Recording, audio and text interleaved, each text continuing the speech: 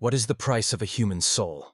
Is it measured in the number of followers you have on social media, or is it measured by what you are willing to sacrifice for people you will never meet? When a young woman born into ultimate privilege decides to mock a man who lost his eyes for her freedom, she thought she was just making content. She thought her father's powerful name would protect her from the consequences. But she was wrong. What happens when the unstoppable force of entitlement crashes into the immovable object of justice? You are about to find out. This is the story of a collision. Not just a physical collision on a sidewalk, but a violent collision between two different worlds. One world was built on sacrifice, on blood spilled in foreign sand, on the quiet dignity of a man who gave everything he had. The other world was built on arrogance, on the hollow validation of internet fame, on the dangerous belief that a famous last name is a shield against the law. When these two worlds crashed into each other on a Saturday afternoon in Providence, Rhode Island, it wasn't just a crime. It was a revelation. It revealed the rotting core of a certain type of privilege, and it revealed the unbreakable strength of a certain type of hero. And standing in the middle of the wreckage, holding the gavel, was a judge who had seen it all, a man who was about to deliver a lesson that would echo far beyond the walls of his courtroom. The air in Courtroom 3 was heavy that morning. It was the kind of stifling, tense silence that usually precedes a natural disaster. The gallery was packed. Reporters were there, huddled in the back, notebooks open. Veterans were there, men and women in biker vests and Legion caps, sitting with their arms crossed, their faces grim. They were waiting. They were watching. At the defendant's table sat Brianna Michelle Harrington. She was 21 years old, dressed in a designer blazer that cost more than most people's monthly rent. She had perfectly styled hair and the bored, detached expression of someone waiting for a waiter to refill her water glass. She was checking her fingernails. She was tapping her foot. She rolled her eyes when the bailiff called for order. To her, this was an inconvenience. It was a misunderstanding. It was a joke that people were taking too seriously. After all, her father was Congressman David Harrington. He sat on the powerful House Veterans Affairs Committee. He was a man who could make phone calls. He was a man who could make problems disappear. She believed, with every fiber of her being, that she was untouchable. Sitting across from her was Master Sergeant Jerome Washington. Everyone called him Jerry. Jerry sat with the stillness of a statue. He was 44 years old, but the lines on his face told a story of a life lived 3 times over. He wore a simple button-down shirt, pressed crisp and clean. His eyes were covered by dark glasses. His hands, large and scarred, rested gently on the harness of a black Labrador retriever named Apollo. Apollo lay at his feet, calm and alert, his head resting on his paws. Jerry didn't move. He didn't fidget. He listened to the room with an intensity that sighted people can rarely understand. He heard the rustle of the fabric. He heard the whisper of the clerks. He heard the arrogant sigh of the young woman sitting 20 feet away. Judge Frank Caprio entered the room. The bailiff shouted for all to rise. The shuffling of feet filled the air. The judge took his seat, adjusted his glasses, and looked out over the room. He didn't look at the papers in front of him immediately. He looked at the people. He looked at Brianna, who was already sitting back down, slumping in her chair. He looked at Jerry, who remained standing until the bailiff gently touched his arm. The judge had been on the bench for 32 years. He had presided over thousands of cases. He had seen the desperate, the addicted, the angry, and the lost. But as he opened the file in front of him, his expression changed. It wasn't the usual look of judicial neutrality.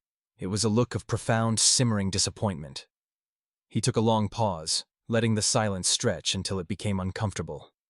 He wanted everyone to feel the weight of this moment. "Good morning, everyone," the judge said, his voice low and gravelly. "Please be seated. Before we begin today, I have to tell you something. This case has troubled me. It has been keeping me up at night. I have been sitting on this bench for 3 decades, and I have seen a lot of things that made me sad. I've seen a lot of things that made me angry. But this one is different." He picked up a piece of paper, held it up, and then let it drop back onto the desk. The sound echoed like a gunshot in the quiet room. "The defendant is the daughter of a congressman," the judge continued, his eyes locking onto Brianna. A man who represents this district. A man who campaigns on honoring those who served. Every Veterans Day, every Memorial Day, he is out there giving speeches about sacrifice. He talks about what we owe the men and women who protect this country. But he is not here today. He is in Washington. He should be here. He needs to see this. Brianna shifted in her seat. She whispered something to her lawyer, a high-priced defense attorney named Victoria Sinclair. The attorney put a hand on Brianna's arm to quiet her. The judge continued. We are going to talk about who Brianna Harrington is. But before we do that, we are going to talk about who she attacked. Because in all the noise of this case, in all the phone calls from powerful people trying to make this go away, the victim has been overlooked. And I am not going to let that happen today. The judge turned his gaze toward the veteran. He opened a different file. This one thicker, filled with military records. The victim is Master Sergeant Jerome Washington, United States Army, retired. Jerry is 44 years old. He served this country for 22 years. He enlisted right out of high school in 1998. He devoted his entire adult life to military service. He did 4 combat tours. Iraq in 2003. Iraq again in 2006. Afghanistan in 2010. And finally, Afghanistan in 2014. The judge paused, looking down at the records. He earned the Silver Star. That is the 3rd highest military combat decoration that can be awarded to a member of the United States Armed Forces. He earned 2 Bronze Stars, 3 Purple Hearts, the Combat Infantryman Badge. But the reason Jerry is in this courtroom today, the reason he is sitting there in the dark, is because of what happened on September 3, 2014 in Kandahar province. The courtroom was absolutely silent. Even the reporters had stopped typing. They were listening. Jerry was leading a patrol, the judge said, his voice softening with respect. His unit was protecting a village school. There were children inside. Little girls learning to read. Little boys learning to count. Jerry and his soldiers were there to make sure those children could learn in peace. There were 2 young soldiers with him that day. Private First Class Marcus Webb, 19 years old. Specialist Damon Rodriguez, 20 years old. Kids. They were just kids in uniform. The judge leaned forward. An IED went off. Jerry saw the flash. That was the last thing he ever saw. In that split second, that fraction of a moment between life and death, Jerry made a choice. He didn't dive for cover. He didn't run. He threw himself over Marcus and Damon. He shielded them with his own body. He took the blast. He took the shrapnel. He took the fire. Marcus Webb and Damon Rodriguez walked out of that valley alive. They went home to their families. Marcus got married last year. He has a baby daughter now. Damon got to see his mother one more time before she passed away from cancer. They kept their eyes. They kept their lives. Because Jerry gave them his. Jerry was medevaced out in darkness, the judge said. A darkness that has never lifted. He spent 2 years learning how to live without sight. 2 years relearning everything. How to walk. How to dress. How to eat. How to navigate a world he could no longer see. Today, Jerry walks with a service dog named Apollo. That dog is his eyes. They have been together for 5 years. That dog guides him to the grocery store, to the coffee shop, and to the VA hospital where Jerry volunteers. That is right. He volunteers. He counsels other veterans who are newly blinded. He gives his time to help others survive the darkness he lives in. The judge looked back at Brianna. The contrast was stark. The hero and the influencer. The man who gave everything. And the girl who thought the world owed her everything. And on November 9th, the judge said, his voice hardening, becoming sharp as a blade, Brianna Harrington called him pathetic. Let's talk about November 9th. It was a Saturday afternoon, Thayer Street. For those of you who know Providence, you know Thayer Street is busy. It is full of students, shops, coffee places. Jerry was walking with Apollo. He was heading to a meetup with other veterans. It is a tradition for him. Brianna was leaving a boutique with 2 of her friends. As she came out of the store, looking at her phone, distracted, swinging a shopping bag, she bumped into Apollo. Now, accidents happen, the judge said. Sidewalks are crowded. It is nothing. A normal person says, "Excuse me." A normal person says sorry. A decent person checks to see if the dog is okay. But that is not what the defendant did. I am reading from the witness statements and the transcript of the security camera audio. Brianna stopped. She looked at the blind man and his dog, and she said, "You are gross. Get your dog out of my way. This is a shopping area, not a kennel." Jerry remained calm. He said, "Ma'am, this is my service dog. I am blind. He helps me navigate." And then, Brianna Harrington laughed. She laughed. She said, "Oh my God, you are actually blind? That is so sad. Can you even see how pathetic you look right now? Stumbling around with your little helper dog. Pathetic." She called a Silver Star recipient pathetic. Jerry tried to walk away. He didn't engage. He didn't argue. He signaled Apollo to move forward. He just wanted to get his coffee. He just wanted to live his life. But Brianna followed him. She wasn't done. She turned to her friends and said, loud enough for the street to hear, "Watch this." She walked in front of Jerry. She blocked his path.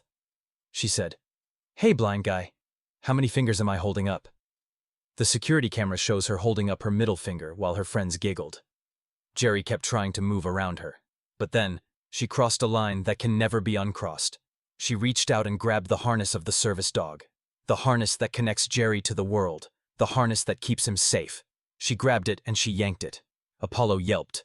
Service dogs are trained to remain calm in almost any situation. They are trained to ignore gunfire, sirens, screaming. But when someone violently yanks their harness, it hurts. It twists their spine. Apollo yelped in pain.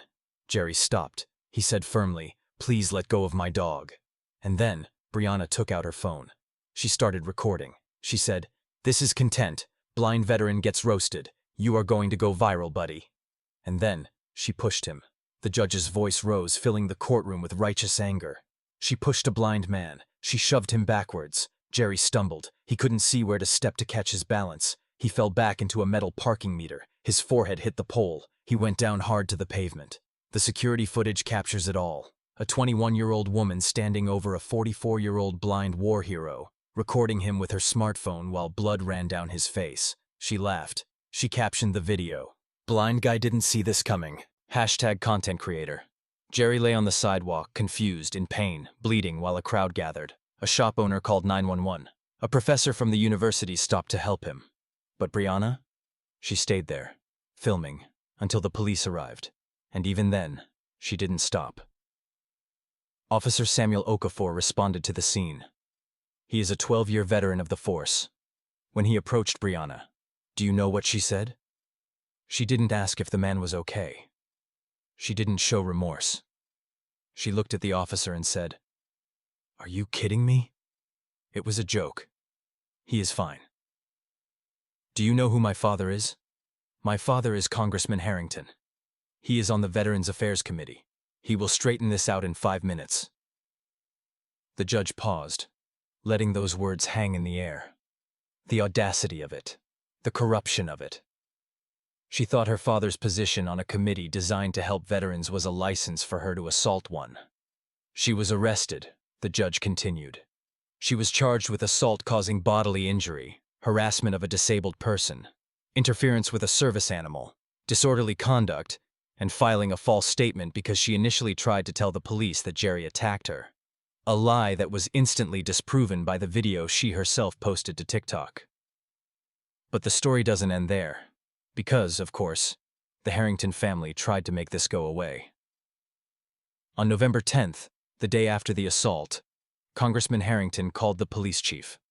On November 11th, the family attorney contacted the district attorney requesting discretion due to political sensitivity. On November 20th, the Harrington family offered Jerry Washington $100,000 to drop the charges and sign a non-disclosure agreement. $100,000. Do you know what Jerry said? He told the prosecutor, "I didn't lose my eyes for money.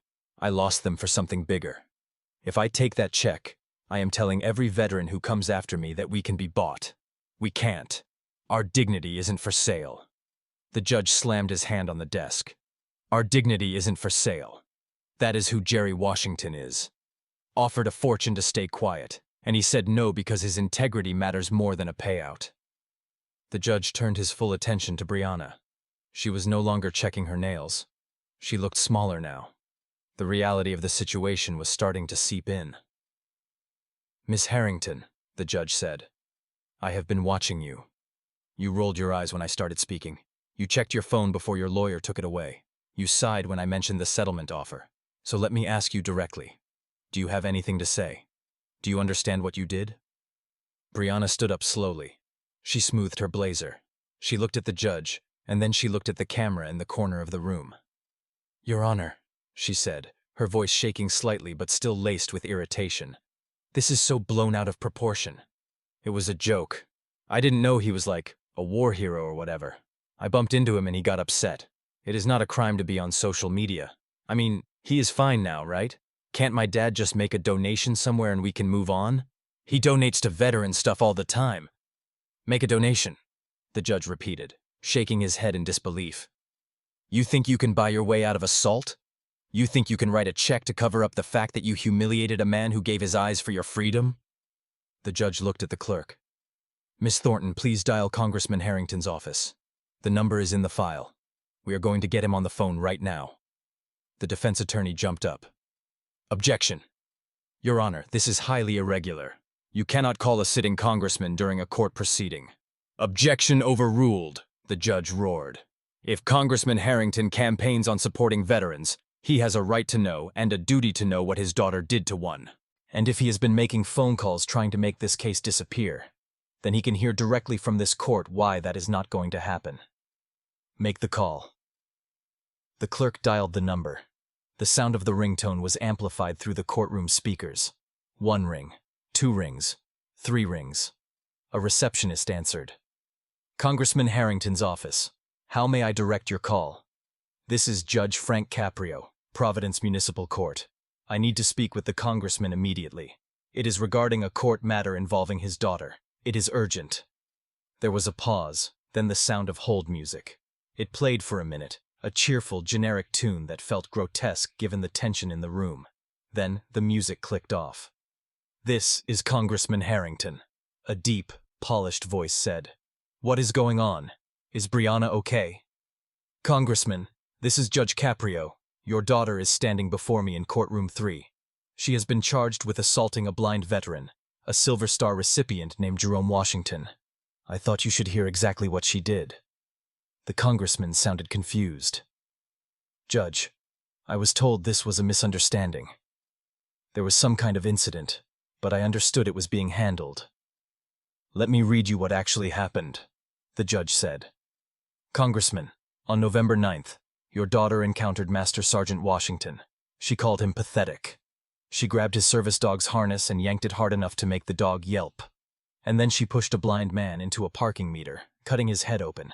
She then filmed him bleeding on the sidewalk and posted it to TikTok with the caption, "Blind guy didn't see this coming." There was a long silence on the phone line, a silence so deep you could hear the static. Did you know about this, Congressman? Did you know your daughter pushed a blind Silver Star recipient and posted it for laughs? The congressman's voice was strained now, stripped of its political polish. I didn't know the details. My staff told me there was an overreaction. I didn't know. I swear to you, Judge, I didn't know. Well, now you know, the judge said. You sit on the Veterans Affairs Committee. You give speeches about sacrifice, and your daughter called a man who gave his eyes for this country pathetic. This is what is happening in your family while you are in Washington talking about honor. I don't know what to say, the congressman whispered. I don't know how this happened. Congressman, whatever you taught your daughter about respect, about service, about basic human decency, it didn't take. Maybe you were too busy. But actions speak louder than legislation. I am sentencing her today. She's going to jail. And when she gets out, she's going to spend 500 hours serving veterans. Real service, not photo ops. I understand, Your Honor, the congressman said, his voice defeated. I understand. The call ended. The courtroom was silent. Brianna looked pale. The shield of her father's influence had just been shattered in front of everyone. Before I deliver the sentence, the judge said, there is someone who deserves to be heard. Master Sergeant Washington, would you like to address the court? Jerry stood up slowly. Apollo rose with him. Jerry turned his head toward the bench, though his eyes were hidden behind the dark glasses. Your Honor, Jerry said, his voice deep and steady. Thank you for letting me speak. I want everyone to know that I am not angry. I am not here for revenge. I am not here to make this young woman suffer. On September 3rd, 2014, I was in Kandahar. I was protecting a school. There were children inside. When that IED went off, I saw a white flash. That was the last thing I ever saw. In that moment, I made a choice to save my men. I woke up in a hospital in Germany and the nurse told me I would never see again. I spent 2 years learning to live in the dark. Some days are hard. Some days I miss seeing the sunset. I miss seeing the faces of the people I love. But I never regret what I did. Not for 1 second. Jerry turned slightly toward where he heard Brianna breathing. "Young lady," he said, "you called me pathetic. You laughed at my blindness. But here is what I want to say. I am not pathetic. I am proud. I gave my eyes so Marcus Webb could watch his daughter being born. I gave my eyes so Damon Rodriguez could see his mother one more time. Those eyes, my eyes, they are still seeing things. They are just seeing them through Marcus and Damon now. I would give them again in a heartbeat. Ma'am, I don't know if you can hear me through whatever you are feeling right now, but I want you to know something. I forgive you." A gasp went through the courtroom. "I forgive you," Jerry repeated. "Because anger is heavier than I can carry. I have carried a rifle. I have carried a rucksack. I have carried wounded brothers. But anger is the heaviest thing of all, and I can't carry it anymore. My dog Apollo, he forgives you too. Dogs are good like that. They don't hold grudges. I don't want you to go to prison to suffer. I want you to go there to learn. I want you to understand that the people you mocked are the reason you get to shop on Thayer Street in peace. The reason you get to post on TikTok. The reason you get to be free. We gave bits of ourselves, arms, legs, eyes, minds, so you could be whole. I hope you learn what that feels like. I really do." Jerry sat down. Apollo settled at his feet. The judge wiped a tear from his eye. He took off his glasses and rubbed his face. "That," the judge said softly, "that is what a hero looks like. Not a cape, not superpowers. A man with a guide dog who lost his eyes saving 2 kids and still finds it in his heart to forgive the person who pushed him down and laughed about it." Judge Caprio looked at Brianna. His expression was no longer angry, it was pitiful. "Miss Harrington, your father talks about veterans. But you showed us what you actually think of them. You come from privilege, you have had every advantage, and you used it to mock a man who has nothing but his integrity. You offered him money to shut up. He refused, because his dignity is not for sale. But your freedom? That just got expensive. Here is my ruling. On the charge of assault causing bodily injury, guilty. I sentence you to 90 days in the state correctional facility. On the charge of harassment of a disabled person, guilty. 60 days consecutive. On the charge of interference with a service animal, guilty. 30 days consecutive. On the charge of disorderly conduct, guilty. 30 days consecutive. And on the charge of filing a false statement, guilty. 30 days consecutive. That is 240 days, Miss Harrington. 8 months in jail. You will report immediately. You need time to think without an audience. You need time to exist without a phone in your hand. Additionally, I am fining you $20,000. $10,000 will go to the Blinded Veterans Association. $5,000 will go to the Guide Dog Foundation. $5,000 will go to the Disabled Veterans Fund. But here is the part that matters. Upon your release, you will complete 500 hours of community service. And every single hour will be with veterans. You will work at the VA Medical Center. You will assist blind veterans. You will read to them. You will learn to record audiobooks for them. You will sit in a room with men and women who cannot see. And you will be their eyes on the page. You mocked a blind veteran.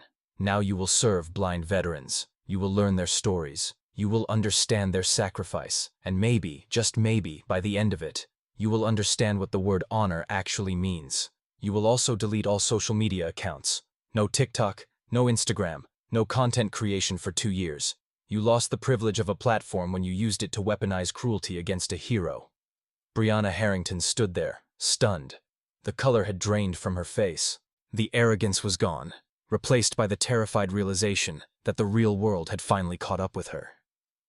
The bailiff moved in. He took her hands and placed them behind her back. The sound of handcuffs ratcheting tight cut through the silence. Click, click, click. As she was led away, she looked back at her lawyer. But her lawyer looked down at her papers. She looked at the gallery, but the faces there were stony and cold. And then, for a brief second, she looked at Jerry Washington. Jerry was sitting calmly, stroking Apollo's head. He looked peaceful. He looked free. Judge Caprio gathered his papers. He looked out at the courtroom one last time. "True character," he said, "is not shown in how we treat the powerful. It is shown in how we treat those we think can do nothing for us." Justice wasn't blind today. It saw everything.